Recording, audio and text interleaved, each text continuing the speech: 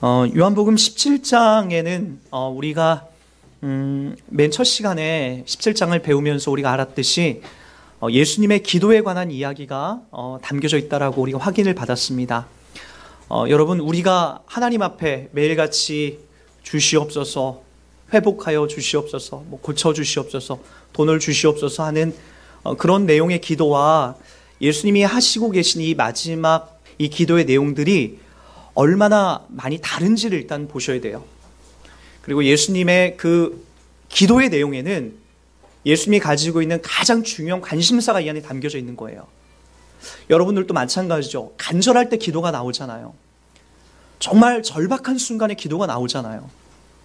내가 기도를 하지 않으면 내가 죽을 것 같고 미치겠다 싶을 때에 우리가 기도가 나오지 않습니까? 이처럼 지금 주님도 그 심정을 갖고 기도하는 거예요. 이제 곧 돌아가셔야 되는데 지금 이 고백을 하고 나서 이제 내일 십자가를 지시고 죽으셔야 돼요. 예수님은요. 그 가장 절박한 상황에서 예수님이 하신 기도가 지금 무엇인지를 확인한다고 한다면 혹여라도 저와 여러분들이 믿음과 신앙을 갖고 이 땅을 살아가면서 혹시라도 내가 기도하는 것과 내가 관심 갖고 있는 것이 이 내용에 비춰봐서 뭔가 잘못되고 있진 않나, 저와 여러분들이 철저하게 한번 점검해 보셔야 돼요. 신앙이라는 것은 여러분 그런 거예요. 내 마음속에서 어떤 간절한 소원을 이루기 위한 것이 여러분 우리의 결과물로 나와서는 안 되는 거예요. 하나님께서 뭐라고 하시는 건가? 이 성경 속에서 무엇이라고 기록되고 있는 건가? 예수님 지금 무엇을 놓고 기도하시는 건가에 대해서 우리가 집중하고 우리가 예수님을 믿고 작정하기로 한 사람들은 그 길로 따라가야 되는 거죠. 우리 지난주에도 말씀드렸듯이 3절에 보니까 영생은 이라고 합니다. 이 영생은 우리 모두가 다 아주 중요하게 관심 갖고 있는 자리죠. 예전에 그 중학교 아이들한테 제가 전도를 하면서 도대체 어떤 걸 가지고 이 아이들에게 이렇게 하나님을 믿을 수 있는 그 길로 통로로 좀 인도할까 하다가 가만히 보니까 다른 거 아니에요. 요즘엔 뭐 떡볶이를 사준다고 해도 애들 교회를 안 와요. 그렇다고 뭐 문화상품권 한 장 준다고 해도 그것 때문에 안 와요. 얘는 핸드폰을 갖고 있기 때문에 여러분 핸드폰 하나면 이 아이들에게 모든 기쁨과 만족이 그 안에서 다 나오는 거예요. 근데 가만히 보니까 제가 중고등학교 때에 가장 저의 관심사가 뭐였냐면은 물론 이성 친구도 기었지만 더 중요한 것은 내가 죽는다라는 그 실존적인 생각을 하게 되니까 너무나 무섭더라고요. 나도 죽는구나. 내가 어느 순간 죽음 앞에 내가 서는 날이 오는구나 라는 것을 확인하는 순간 그 중학교 때에 근데 참 너무나 무서운 거예요. 그 죽음 앞에서 밤새도록 한번 울어본 적도 있고요. 그 실존이 내 안에 반드시 있다는 걸 확인하는 순간 정신이 번쩍 드는 거죠. 그 중학교 아이들한테 그 얘기를 해봤어요. 야, 너희들 이렇게 정신없이 살다가 열심히 살다가 어느 순간 죽음 앞에 섰을 때에 너희들 어떻게 되는 거니? 라고 물어보니까 그 친구들도 역시 그것 앞에 무서워하더라고요. 우리 인간은 다 그래요. 반드시 그 죽음 앞에 우리가 서게 되는데요. 그때 그 앞에 섰을 때에 진짜 우리가 두려운 마음이 드는 거죠. 그래서 여러분 누구보다도 우리들에겐 영생이 과연 뭘까? 영생이라는 건 과연 어떻게 주어지는 건가에 대한 여러분 우리 인간의 본질적이고 가장 중요한 문제를 먼저 해결하고 가야 됩니다. 성경은 그렇게 얘기하죠. 영생은 곧 유일하신 참 하나님과 그가 보내신 자 예수 그리스도를 아는 것이다라고 얘기가 나와요. 그러니까 여러분 기독교가 얼마나 감사하고 행복하고 즐거운 거예요. 제가 누차 이 부분을 설명하면서 신천지인들을 등장하지 않습니까? 신천지인들은 지금도 여러분 이 추운 날에도 나가서 길거리 나가면서 신천지 그 교회 안으로 5명씩 데리고 와야 돼요. 그리고 이런 추운 날에도 나가서 집회를 해야 돼요. 때때로 그들이 갖고 있는 직장도 가정도 버리고 그렇게 나가서 열심히 뭔가 해야만이 이만희를 통하여서 얻어지는 그 구원이 14만 4천이 그들에게 이루어지는 거예요. 선물로 주어지는 거예요. 근데 우리 기독교를 보세요. 우리가 믿고 있는 신앙은 뭐예요? 영생 곧 우리가 영원히 살 수 있는 것은 곧 유일하신 참 하나님과 그가 보내신 자 예수 그리스도를 아는 것으로 나오고 있다는 거예요. 이게 바로 저와 여러분이 누리는 거예요. 여기 여러분 솔직하게 한번 얘기해 볼까요? 여러분 지금 당장 죽는다고 해보세요. 죽을 수 있어요. 오늘 또 뭐 심장마비로 죽고 운전하다 교통사고로 죽고 우리라고 그 길 피해갈 수 있나요? 당장 지금 죽으면 이 영생 앞에 자신 있게 설 수 있는 사람을 한번 마음으로 한번 손 한번 들어보세요. 근데 여러분 왜 손을 못 드는지 아세요? 이유는 분명하거든요. 지금 여러분들이 뭔가 지금 캥기는 안 좋은 행동들이 지금 있어요. 안 먹던 술을 다시 먹는다든지, 안 피우던 담배를 피운다든지, 누구를 내가 심하게 미워하고 있다든지, 내가 지금 간음을 하고 있다든지, 내 아내와 남편을 속이고 있다든지, 여러분 뭔지 모르게 여러분들이 지금 마음속에 크게 캥기는 것들이 있거든요. 지금 이거 가지고 내가 죽으면 내가 지옥 갈 수 있다라고 하는 그런 두려운 마음이 생기는 거예요. 성경이 1차적으로 우리를 지옥에 보내지 않는 자리는 그런 자리가 아니에요. 가장 중요한 게 뭐냐면 영생은 곧 유일하신 참 하나님과 그가 보내신 자 예수 그리스도를 아는 것이다라고 얘기가 나오는 거예요. 한 인간이 이 땅에 태어나기 위해서요, 여러분 인간 개인이 노력하는 게 뭐가 있습니까? 엄마 아빠가 사랑을 해서 한 아이가 태어나는 것은 그 아이의 노력으로 태어나는 게 아니에요. 엄마 아빠의 그 노력과 애씀으로써 한 아이가 태어나게 되는 것이죠. 아기가 하는 것은 아무것도 없습니다. 구원이라는 것은, 영생이라고 하는 것은요, 뭐냐면은 내 힘이나 노력이 그 안에 단 0.1%라도 개입되지 않는 거예요. 그래서 영생은 곧 유일하신 참 하나님과 그가 보내신 자 예수 그리스도를 내가 아는 것이고 믿는 것이에요. 그게 여러분들 가운데 지금 작용하고 있다면 여러분들은 절대로 구원이 취소되거나 없는 존재가 아닙니다. 여러분 두 번째로 중요한 것이 있어요. 그럼 나는 진짜 구원받은 자인가? 오늘 그 이야기를 하려고 하는 겁니다. 오늘 설교 제목이 이렇게 제가 잡았어요. 믿음과 순종의 평행선이라고 잡았어요. 우리 기찻길로 예를 들면 기차는요, 철길 하나로서는 기차가 다닐 수가 없어요. 기차가 반드시 두 철로 위에 기차가 반드시 바르게 세워져야만이 기차가 항해를 해나갈 수 있는 거죠. 여행을 갈 수 있는 거죠. 철도 하나만 가지고는 안 된다는 거예요. 마찬가지로 우리들도 마찬가지입니다. 그럼 내가 구원받은 자의 가장 중요한 자리는 어떤 자리를 확인해야 되느냐? 내가 이 하나님의 말씀에 순종하려고 하는 이 본능적인 욕구들이 내 안에 나와요.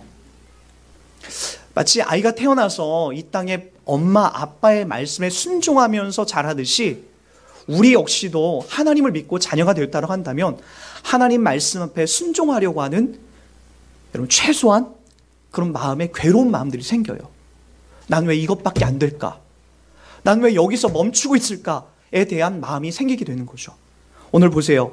영생 곧 유일하신 참 하나님과 그가 보내신 자 예수 그리스도를 아는 것입니다. 예수님이 하나님 앞에 기도하고 4절에 보니까 그 예수님이 이 땅에 오셔서 했던 그 삶의 자리를 이제 설명해 나갑니다. 4절 다 읽어볼까요? 시작. 아버지께서 내게 하라고 주신 일을 내가 이루어 아버지를 이 세상에서 영화롭게 하였사오니. 잘 보세요. 아버지께서 내게 하라고 주신 일을, 뭐예요? 순종에 대해서 이야기하는 거예요. 아버지 하나님께서 내게 하라고 주신 그 부탁하신 일을 내가 이 땅에서 다 이루었습니다.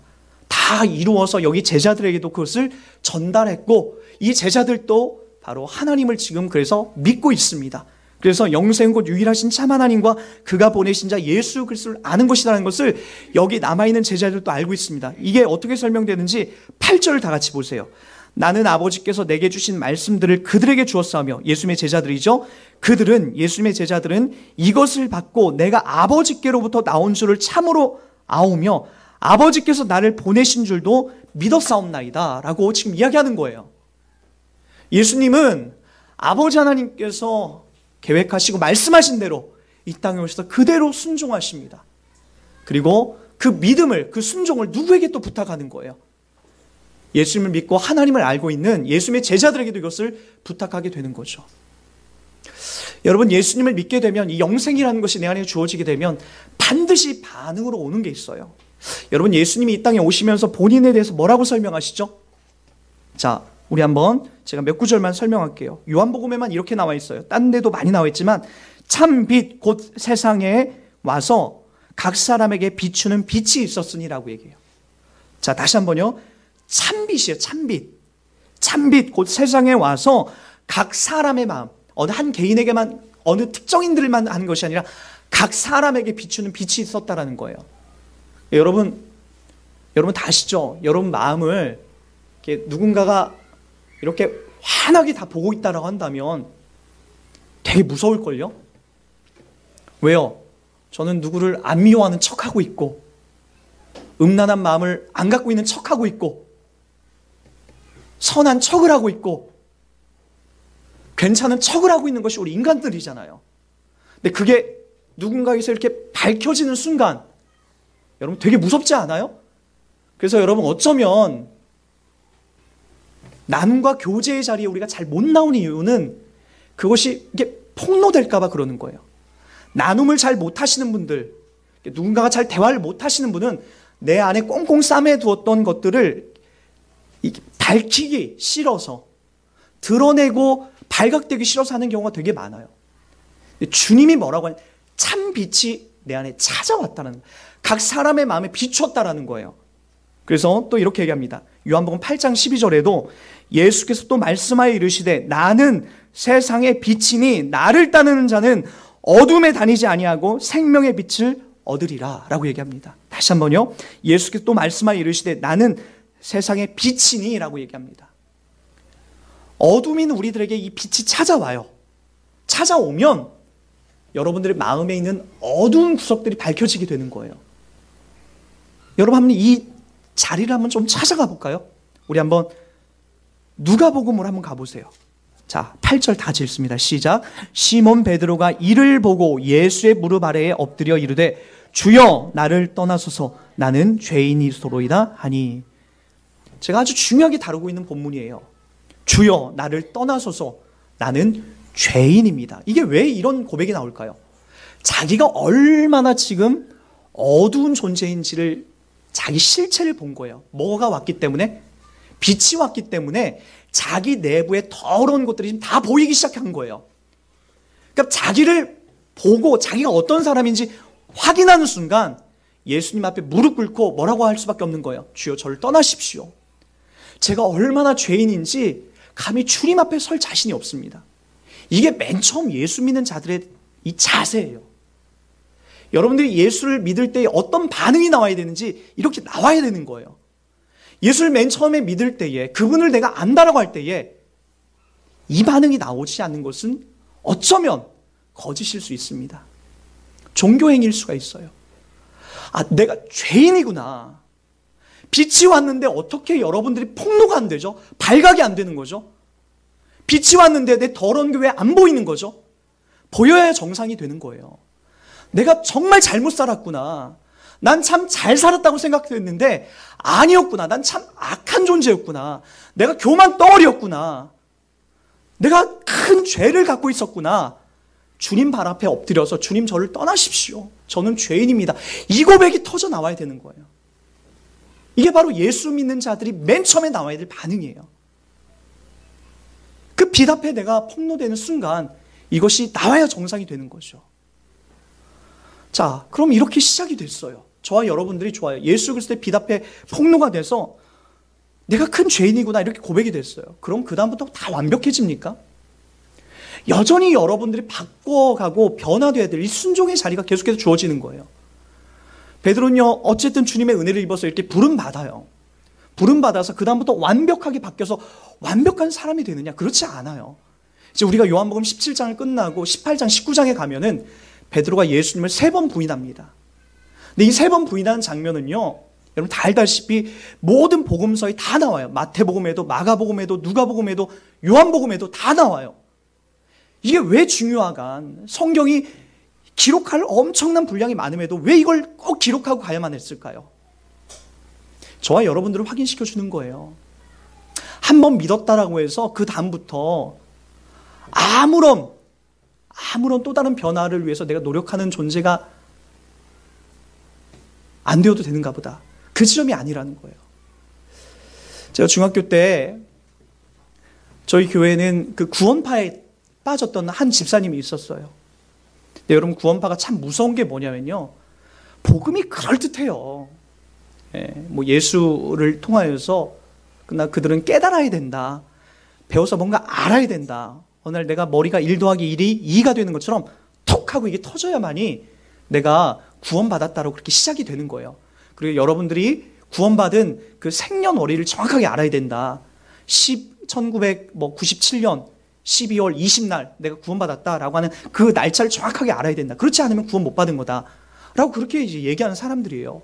근데 한 집사님이 그 구원파에 빠져가지고 되게 자유함을 얻은 거예요. 왜냐, 교회에선 자꾸만 뭐 끊어라, 술 끊어라, 담배 끊어라, 뭐 아내한테 잘해라, 이게 이제 본인에게 되게 가시가 됐던 거예요. 힘들었던 거예요.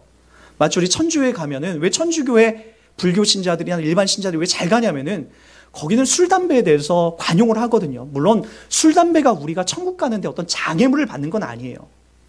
그렇다고 여러분, 그것이 내가 떳떳하게 잘할 수 있는 것도 아니에요. 예수를 믿으면 어쨌든 내가 이 세상 사람들이 싫어하는 것들에 대해서 내가 점점 멀어지는 것이, 세상 사람들이 껴안고 있는 것을 내가 더 가까이 하는 자리가 아닙니다. 자, 어쨌든 이분에게는 그것이 되게 불편했던 거예요. 근데 구원파에 가니까 그 얘기를 하는 거예요. 깨달아서 구원을 받았으면 그 다음부터 네 마음대로 행동해도 괜찮다. 마치 예수님 그 당시에 사도들이 영지주의와 크게 배격하여 싸웠던 이유가 뭐예요? 영지주의는 그거예요. 영혼은 깨끗한 거고 육신은 악한 거기 때문에 네가 혹시라도 구원받았으면 네 육신은 마음대로 살아도 된다. 나쁜 짓 하고 네 성적인 방종을 해도 괜찮다라는 것을 계속해서 가르쳤기 때문에 영지주의가 무서웠던 거예요. 교회가 타락하게 되고 거기에 오염된 신자들이 더 악한 행동이 막 나오게 되고 그랬던 거죠. 근데 이 집사님도 거기 가서 너무나 행복하고 자유함 얻고 그걸 와서 우리 아들한테 막 얘기하는 거예요. 야, 마음대로 살아도 돼. 근데 저는 여러분 그 지점이 무서운 거예요. 누가복음, 같은 이 누가복음 19장에 보면요, 삭개오가 나옵니다. 삭개오도 자기 야망과 자기 뜻을 따서 이 땅에 열심히 그렇게 살다가 어느 날 빛 되신 주님이 삭개오를 찾아오게 됩니다. 삭개오를 찾아와서 그 빛에 삭개오가 쫙 자기의 실체가 딱 드러나는 순간 삭개오가 하나님의 은혜에, 이 예수님의 은혜에 너무나 감사하고 감격하게 돼요. 그리고 나서 삭개오가 고백한 내용이 있어요. 삭개오가 이렇게 얘기합니다. 삭개오가 서서 주께 여짜오되 주여 보시옵소서, 내 소유의 절반을 가난한 자들에게 주겠사오며 만일 누구의 것을 속여 빼앗은 일이 있으면 내 갑절이나 갚겠나이다 라고 얘기합니다. 그랬더니 주님 뭐라고 하죠? 예수께서 이르시되 오늘 구원이 이 집에 이르렀으니 이 사람도 아브라함의 자손이로다. 뭐라고요? 삭개오가 주님, 제가 주님의 빛에 감염돼서 빛에 내가 내 자신을 보게 되니까 내가 얼마나 큰 죄인지 알겠습니다. 내가 남의 재산을 많이 뺏어서 우리 집이 큰 부자가 됐는데 내 재산의 절반을 팔아서 이웃에게 나눠주겠습니다. 혹시라도 누군가의 아픔을 주어서 내가 빼앗은 돈이 있다면 내가 4배로 갚겠습니다. 여러분, 예수를 믿고 나서 자기의 삶에 변화된 그 자리에서 주님이 너도 이제 구원받은 자이고 너도 이 아브라함의 자손이다라고 얘기를 하는 거예요. 저와 여러분들이 크게 착각하는 게 있어요. 예수 믿었으니까 끝. 그게 아니에요. 그건 구원파적인 거예요. 영생 곧 유일하신 참 하나님과 그 아들 예수 그리스도를 안다라고 했으면 반응이 나와야죠. 내 삶의 바뀜이 나와야 되는 거죠. 최소한 내가 그렇게 안 되는 것으로 인해 괴로워할 줄도 알아야 되죠. 베드로는 달다시피 예수님을 3번 부인하고 나서 자기를 철저하게 또 부인하는 자리로 갑니다. 야, 내가 예수님을 부인해 놓고 내가 예수님을 지킬 줄 알았는데 안 된다는 걸 아는 거예요. 내가 예수님을 사랑하고 예수님을 지켜낼 줄 알았는데 그게 안 된다는 걸 아는 순간 바로 통곡하면서 주의 은혜를 또 구하게 되는 거죠. 저와 여러분 마찬가지예요. 이 땅을 살면서 우리가 이 세상에 사는 죄악들을 끊어낸다는 걸 쉽지 않잖아요. 형제를 미워하는 것마다 살인한다라고 했는데 우리가 하루에도 수백 번 살인을 하죠. 여자를 보고 음욕을 품는 자마다 이미 간음했다라고 했는데 우리가 수없이도 간음을 하게 되는 거죠. 그렇게 우리는 이 땅을 살아가는 존재들이에요. 잘 안 됩니다. 안 바뀝니다. 그래서 그렇다고 여기서 자포자기하고 포기하라는 게 아니에요. 예수님이 이 땅에 오셔서 순종의 자리를 끊임없이 나가시고 그 순종의 결과물을 받아내시고 만들어 가듯이 저와 여러분들도 지금 이 자리에서 자포자기하고 될 대로 되라는 식으로 그렇게 서 있으면 안 되는 거죠. 최소한 괴로워할 줄을 알아야 됩니다. 베드로도 왜 예수님을 지켜내지 못했을까? 내가 왜 예수님을 3번 부인했을까에 대한 이 괴로운 마음들 때문에 심히 통곡하며 울게 되는 거예요. 저와 여러분들도 마찬가지입니다. 난 왜 이렇게 이것밖에 안 될까? 난 왜 이렇게 안 되는 걸까? 로 인하여서 여러분이 괴로워하시고 그런 척하지 마시고 여러분이 그런 존재라는 걸 인정하시고 겸손하게 이 땅을 살아가셔야 되는 거죠. 예수님이 말씀하십니다. 누구든지 나를 따라오려거든 자기를 부인하고 자기 십자가를 지고 나를 따를 것이라고 얘기합니다. 뭐라고요? 누구든지 나를 따라오려거든 자기를 부인하래요. 아, 그렇구나. 내가 잘해서 되는 것이 아니구나. 내가 참 교만하구나. 내가 참 악하구나. 내가 할 수 없는 존재구나 하는 것을 이렇게 자기를 부인하는 거예요. 그리고 자기에게 주어진 십자가를 지라는 거죠. 이 십자가가 뭡니까? 고통스러운 거예요. 괴로운 거예요. 자기를 부인하면 고통스럽고 괴롭게 되는 거죠. 저는 요즘에도 가끔 때때로 예민해져가지고 이렇게 집에서 아이들한테 가끔 이렇게 크게 화를 낼 때가 있었어요. 그러고 나면 제 마음이 너무나 괴로워요. 야, 내가 이것밖에 안 되나? 그래도 목사인데 하나님의 말씀 앞에 내가 은혜 받고 구원받고 이 감사의 찬양을 노래하고 있는 자인데 간혹 아이들한테 그렇게 큰 목소리가 나올 때마다 참 힘들어요. 근데 하나님이 자꾸만 제게 그런 마음을 주시는 거예요. 그것으로 끝내면 안 된다. 괴로운 마음으로 끝내면 안 된다. 그리고 꼭 아이들한테 사과를 합니다. 아빠가 기분이 오늘 너무 많이 힘들어서 너한테 화를 냈구나. 미안하다. 내가 너에게 이렇게 큰 소리를 내서 많이 놀랬지? 라고 그렇게 그 아이의 마음을 만져줍니다. 혹여라도 나로 인해서 상처가 되지 않았을까 봐. 주님이 주시는 마음이에요. 괴롭죠. 저도 제 아이들한테 자존심 죽여가면서 그렇게 하는 것이 쉽지는 않아요. 아내에게도 마찬가지죠. 미안한 마음을 하고 미안한 제스처를 전달하죠. 주님이 저에게 주시는 마음이에요. 무시할 만한 상황 속에서도 그런 마음으로 하나님이 몰아가 주시는 거예요.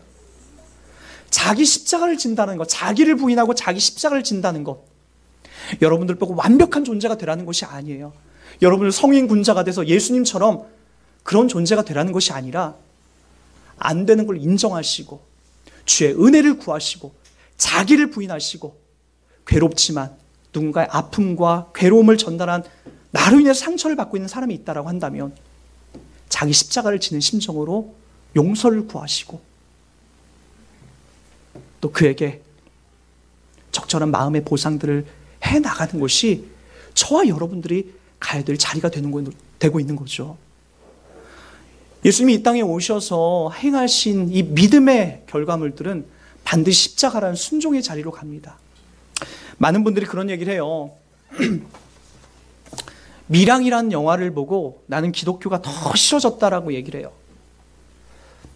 밀양에 나오는 그 영화의 여러분 가장 그 중심이 되는 대목은 그 지점이죠. 시내가 자기 아들이 유괴범한테 죽고 나서 병원에 가서 교회 가서 열심히 기도하고 내가 가서 용서해 주러 가겠다라는 마음으로 그 사형수를 자기 아들을 죽인 자를 면회하러 갑니다. 근데 그 면회하는 데 딱 갔는데 참 그 영상도 참 가혹하죠. 그 감옥이 어두침침하고 되게 괴로워야 되는데 희한하게 그 감옥 뒤편에서 밝은 후광 같은 게 막 비춰져요. 평화로워 보여요. 시내는 너무나 고통스러운데 시내가 거기서 입을 뗍니다. 어떻게 지내셨어요? 그때 이 사형수가요, 그 살인자가 뒤에서 막 행복에 겨워서 얘기합니다. 저 여기서 예수 믿습니다. 그랬더니 마음이 너무나 평안합니다. 신의 어머님도 예수님을 믿으시는군요. 여기가 정말 우리 기독교의 그 잘못된 부분을 대변하는 가장 괴로운 자리예요. 사형수는요, 살인자는 은혜를 받았으면 그 신의 어머님 앞에서 내가 평안합니다, 감사합니다, 그렇게 할 것이 아니라 무릎 꿇고 석고대죄하는 것이 그 영상에서 나와야 정상이 됩니다. 예수를 믿는다는 것은 내 마음이 평안하다, 안전하다로만 답되는 것이 아닙니다. 혹여라도 내가 예수 믿고 자기를 부인하고 이 십자가를 지는 그 자리는 때때로 괴롭고 힘든 자리입니다. 나로 인해서 상처와 아픔을 받고 있는 자들이 있다면 그 앞에서 기꺼이 무릎 꿇고 그들의 용서를 구하면서, 잘못을 구하면서 예수 그리스도께서 가신 이 순종의 자리를, 은혜의 자리를 우리가 함께 만들어 가야 되는 거죠. 저와 여러분이 예수 믿고 있는 거 맞죠? 네, 맞습니다. 그럼 그 예수 믿는 자의 삶을 성실하게, 진실하게 담아주십시오. 그걸 애써 숨기려 하지 마시고, 감추려 하지 마시고, 그래요, 나도 구원파적인 그런 허황된 구원관에 빠져 있지 마시고, 잘 안 되더라도, 괴롭더라도 여러분 그 길을 꼭 참고 자기 가슴을 치면서, 자기를 부인하면서 이 믿음의 길을, 이 구원받은 자의 신자의 삶을 예수님과 같이 함께 달려가는 저와 여러분이 되길 주의 이름 부탁드리겠습니다.